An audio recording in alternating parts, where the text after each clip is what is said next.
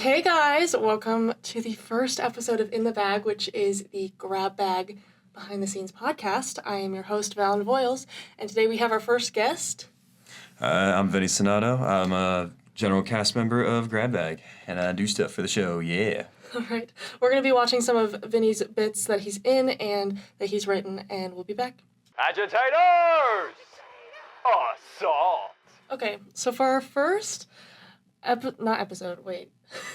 So for our first bit that Vinny wrote, we watched The Agitators, which is a classic Vinny bit. Absolutely. So, Vinny, what was your idea for when you wrote The Agitator? I knew you wrote it before Grab Bag. Yes. So this was an adaptation from a thing that me and my friend did in high school. It was also called The Agitators, and it looked a little bit different than what you see in Grab Bag. Like, for example, Lieutenant Colonies was originally Captain Spain. That's really the only big change. But there was also a guy named Aluminum Man that I cut from the Grab Bag sketch. He's lost media now. But basically, I just wanted it to be about a skit of superheroes who absolutely suck at what they do. And I think I played that off well. I didn't want any character development except for Web Girl, just because she gets dogged on a lot, and I wanted that Meg Griffin type character to have a revolution, a resolution type thing. You know what I mean? Yeah. What else? When you were filming, was there, because you did it with your friends first, was there, a difference between, obviously, high school is different than college, but was there any difference, notable? I think the lack of film equipment was definitely one of them, because the original Agitators was just on my phone, and that obviously played a lot into how much it sucked, but, it was a lot different when doing it into Grab Bag. I had to take a lot of consideration into professionalism and how things are going to be played out. Because originally the jokes in the Agitators were just, I hate poor people, I hate women, I hate web guy, that type of thing. And it was funny. I really enjoyed it. But, I had to do a lot of development from it. And I think it turned out really well. Yeah. This was your first Grab Bag bit, right? It was, yes. How was that? Very, very scary. I remember I went to the episode that day and I was talking to Darian and I was like, this is going to be the worst thing that's ever been made. I feel like nobody's going to laugh. He's like, well, maybe the control room will laugh at it. I'm like, I don't know. I don't even know if they're going to laugh at it. Well, now it's one of your, biggest bits. And now it's it's the one that people know me for, which I really love. It's my brainchild, so yeah. I'm really glad about that. Oh, yeah. Okay, we're going to watch... There's a second adaptation of The Agitators, so we're going to watch that one, and we'll be back. All right, so we just finished watching the second Agitators.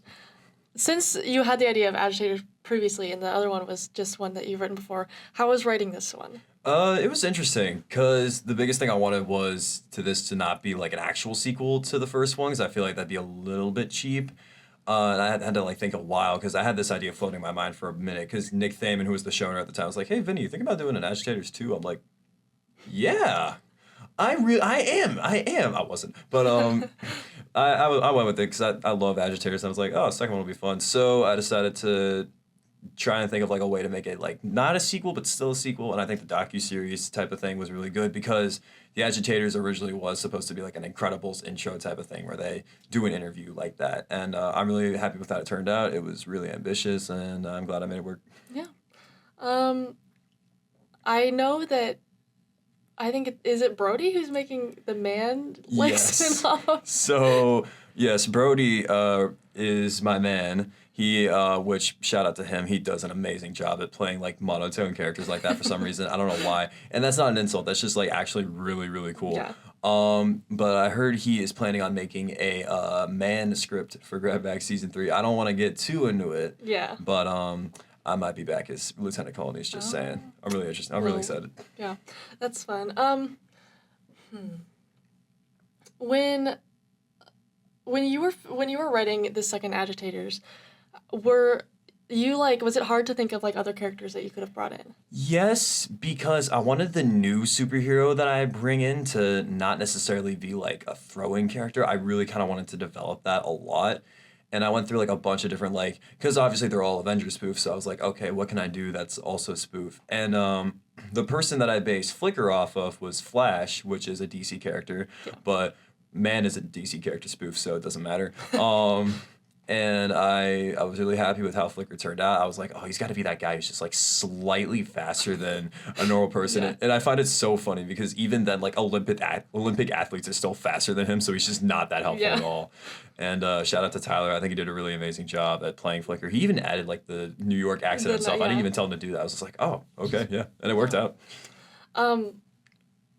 Why Uncle Fent? That's my favorite part about it. That is so funny to me. I think that was thought of by the guy who originally played Web Guy. I think he was like, can I have an Uncle Fent? And I'm like, oh my God, that's so funny. Yes. And obviously it's a play on Uncle Ben because, Spider-Man, Uncle Ben, all that stuff. And I kept it going because Fent is the funniest drug. I will say it's so good. It is the funniest drug. All right. We're going to watch My Product Is Not Like the Others next, and we'll be back. I would say my entire diet consists of Pentrente. All right. So this is one of my favorite bits of yours just because it's so out of nowhere. I really appreciate that. So where did this even come from? So it's a very, very like discreet niche pool. It's based off of a Forbes interview, right? It's the guy who made kombucha. His name's GT Dave. That's it. And I based it all entirely off that because the whole entire like vibe of that interview was like really, really like weird and like sketchy. He looked like a psychopath in that. I'm not gonna lie. So I figured, okay, well, why don't I just do this and take it up like a whole nother level? And I was in my shower trying to think of ideas, and I looked at a shampoo bottle. I'm like, oh, okay, that's what I'm doing. But yeah, everything was based off that. The guy in the sketch I wrote, his name's KV Snyder. I based that off GT Dave and also my high school principal's name. Oh, that's great. I'm not gonna name drop my high school principal, but it is based off his name. And I was just like, okay, I need to make this like a natural product. What can I? Oh, he poops out the bottles. That's genius. That's genius. That's like what I have a memory because when that bit aired, I was in a live sketch, so I couldn't watch it, and so all I heard was like the baby cry and you like screaming. And I was just like, what is happening right now? I do. That's one of my favorite things about that sketch. It's just like, I love how like if you're not actually watching it, you can like hear it and it sounds normal. And then it gets to that part. Yeah. And I could tell in the studio like who wasn't like fully locked in, mainly just because they were obviously moving other stuff. But like I think some other people were just like kind of locking in at that point. Like, wait, this is weird. What is going on? Like I remember hollering like, this is freaky, dude. Yeah. When you were filming it, did you replace the shampoo with anything, or was it literally just shampoo? It was actually, okay, I want to be very technical here. It was actually body wash, but yeah, so when I ate the shampoo, I actually ate the shampoo. Well, I was committed to the bit. And what sucked is I accidentally edited it to a way where you can't really tell I ate it. Yeah. So I did all that for nothing. But the bottle is actual like body wash, and I didn't really do anything other than just like rub it on Michael's head and whatnot. Well, now that people know that you literally ate shampoo. I ate shampoo. Body wash. For the bit. That was a fever dream, man. Like, especially filming it too, because we had stuff like go wrong, like, and we had to delay like the set by like an hour so I could wait for Nick to get lavs because our lav kit wasn't working. Okay. The production crew was literally just me and Michael the entire time because Corey had to leave, like, she had a cutoff time, so it was just him filming me the entire time, which was insane. And we went till like midnight, so it was definitely fitting. Yeah. What like led you to the fact that he poops out the shampoo? It was mainly just the fact that like I wanted him to be like, his whole shtick is like he's the most natural product out there. He's not artificial. It's all nature. It's all Mother Nature in this product. You are not getting like Red 40 in your shampoo. You're getting like leaves and stuff. And I was like, how can I play off that a lot more? And then I kind of realized just like natural processes in general, and defecation is one of them. So I'm just like, oh, that's his natural process. Yeah, that's really good. What else? Is there anything else you want to say about that bit? I was also scared to air that because I never showed it to anyone. I kind of just pitched it out of nowhere too, like when we were doing, like, because we always like tell people what our sketches are before we actually like go and pitch them. That was the only sketch I just kind of threw out there, like, hey, can we do this for this episode? And I just kind of did it. very loosely, and it turned out surprisingly well for Yeah. that process. Well, I think that's the best way that sketch could have aired, that nobody knew what was happening. Nobody knew what the heck was happening, and it worked out so well. Yeah, it was perfect. All right.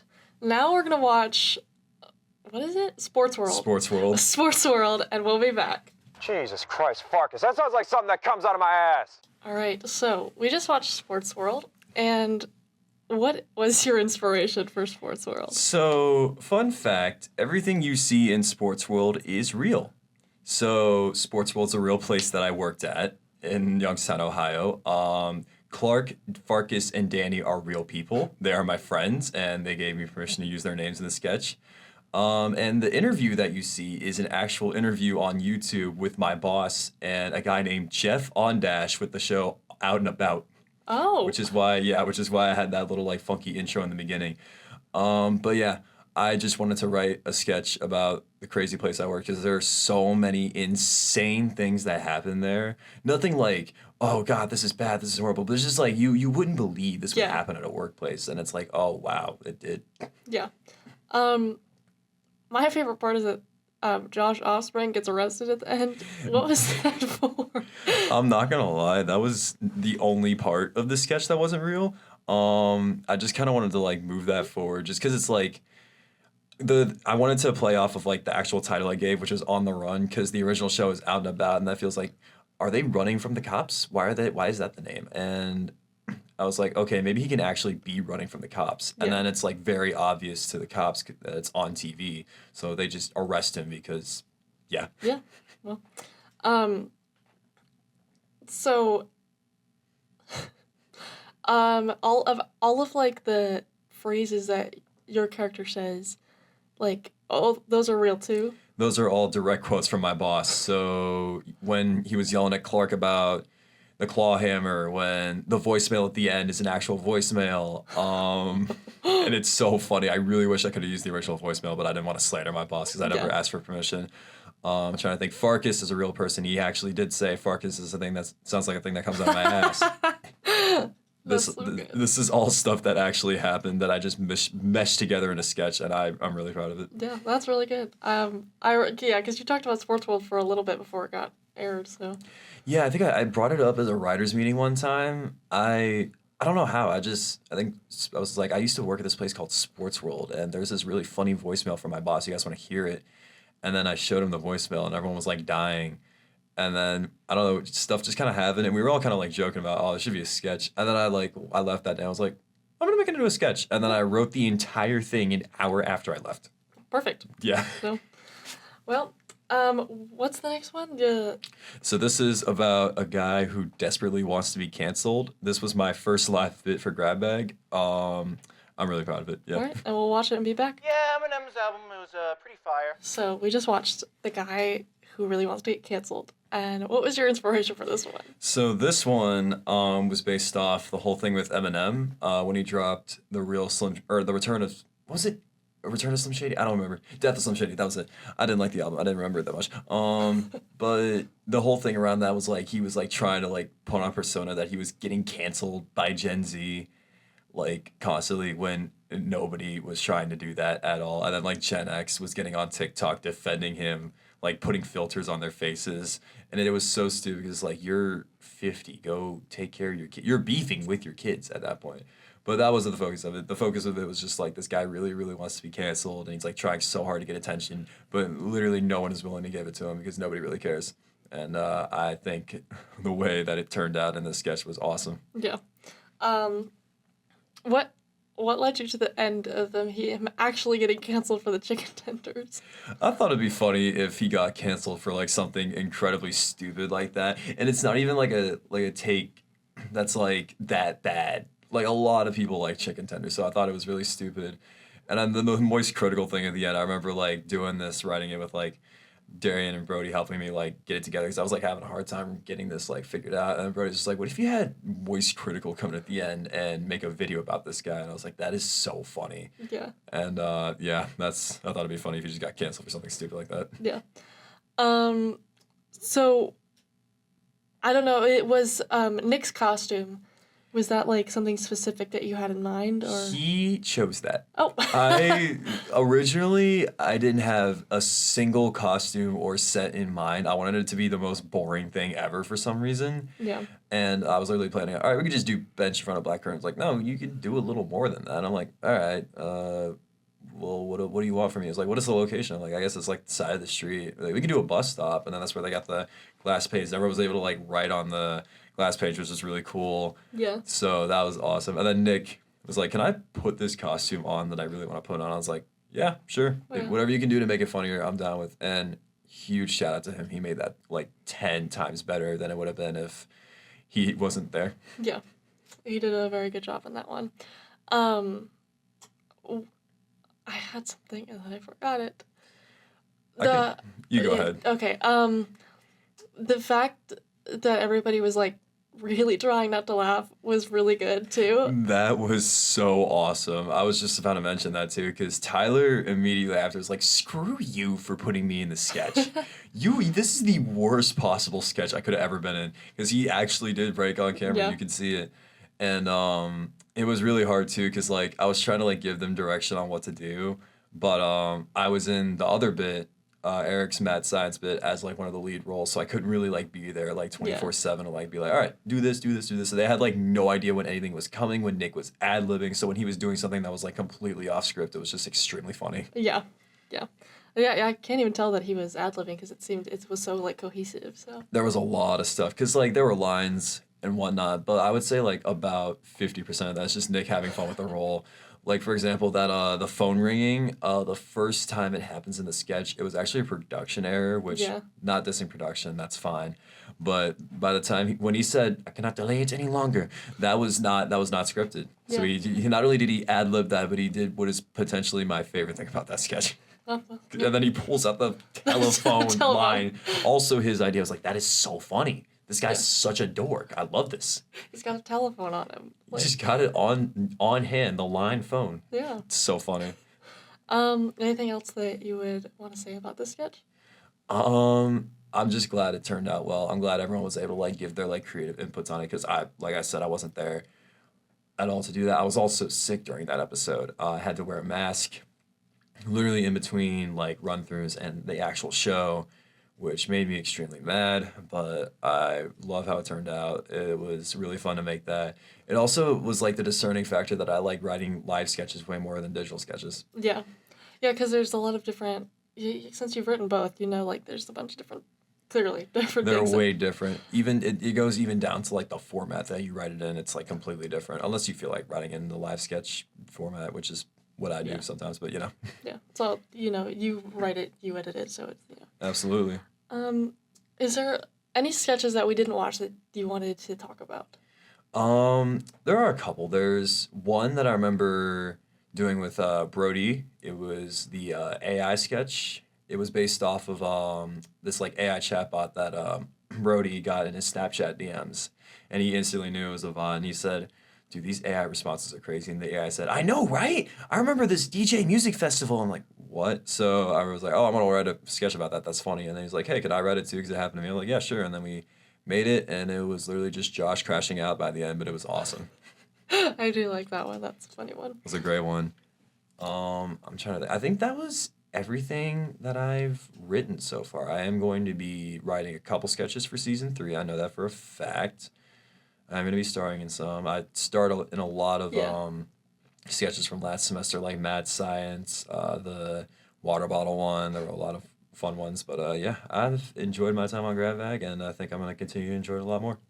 Yeah, Vinny ended up writing and being in a lot of sketches last time. I'm pretty sure last season I wrote 6 sketches. I was in, I think, almost every single episode, and the most people I've had in a sketch was 10 people. Oh, well, that's a lot. Which you should never do if you ever decide to do sketch comedy. What else? We didn't watch it, but My Roommate is a Squirrel.